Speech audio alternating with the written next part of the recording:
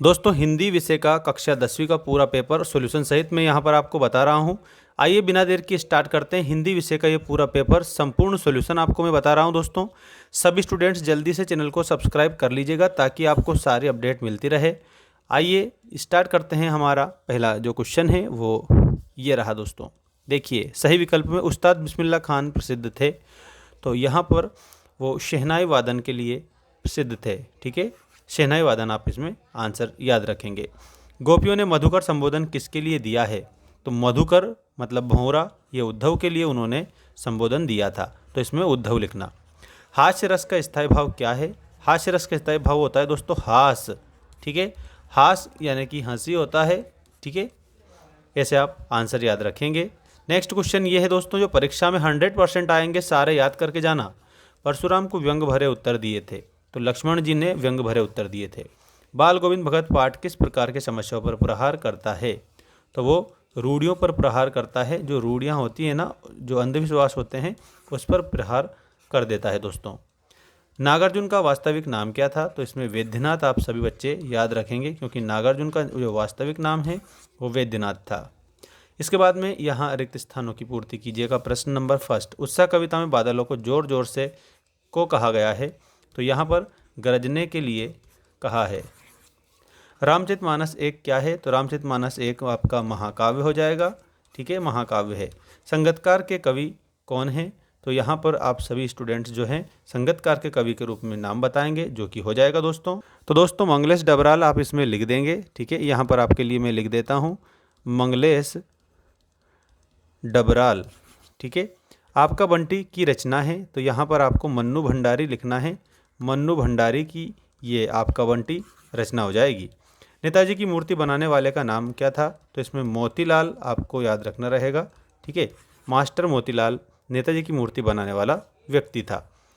अब यहाँ पर नागार्जुन ने धर्म स्वीकार किया था, तो यहाँ पर नागार्जुन ने बौद्ध धर्म को स्वीकार कर लिया था। परशुराम के गुरु, तो भगवान शिव परशुराम के गुरु थे। ठीक है, आपको ऐसे याद रखना रहेगा। अब सही जोड़ी बनाइए वाला जो क्वेश्चन है वो आप देखेंगे, और पूरा कंप्लीट मैं सॉल्यूशन आपको बता रहा हूँ। सभी बच्चे चैनल को सब्सक्राइब करके जरूर रखें। संज्ञा की विशेषता बताने वाले जो शब्द होते हैं उनको हम क्या कहते हैं? तो इसके आगे आपको विशेषण लिखना रहेगा। हंस नामक जो पत्रिका है, यहाँ पर आप सभी स्टूडेंट्स लिखेंगे, और बिल्कुल यहाँ हाँ बिल्कुल सही आपका जो उत्तर है वो हो जाएगा। दोस्तों बिल्कुल आप इसमें मैच कर देंगे और इसको मिलान करेंगे। दोस्तों इसमें आप सभी बच्चे सामने ही लिखा हुआ है मुंशी प्रेमचंद, हंस नामक पत्रिका।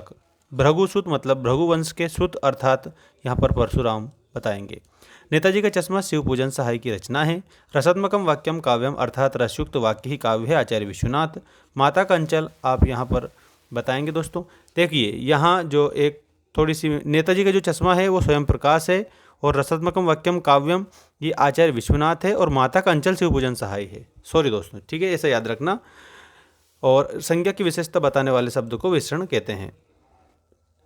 और इसके अलावा दोस्तों आप स्क्रीनशॉट ले सकते हैं। पूरा 100% जो जोड़ी है वो मैंने आपको पूरी करेक्ट बता दी है। इसके बाद में आपका नेक्स्ट जो क्वेश्चन है ये देखिएगा, एक शब्द एक वाक्य में उत्तर लिखिएगा। अर्थ के आधार पर वाक्य के भेद हैं, तो अर्थ के आधार पर वाक्य के 8 भेद होते हैं। ठीक है, कवि अपना पाथेय किसे मानता है? तो स्मृति को पाथेय मानता है। सप्त ऋषि में कौन सा समास है? 7 ऋषियों का समूह, यानी कि आपका द्विगु समास आपका इसमें आंसर हो जाएगा सभी बच्चों का।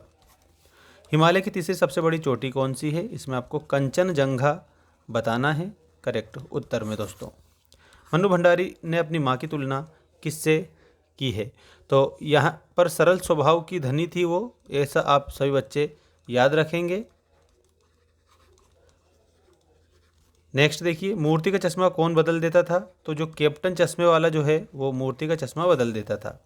वाक्य में किसी बात पर जोर देने वाले शब्दों को निपात शब्द कहते हैं। इसमें आपको निपात याद रखना रहेगा करेक्ट आंसर में। देखिए अब सत्य असत्य लिखिए वाला क्वेश्चन नंबर फर्स्ट, कार्तिक आते ही बाल गोविंद भगत प्रभाती गाते थे, तो इसमें आपको सत्य के रूप में आंसर लिखना है।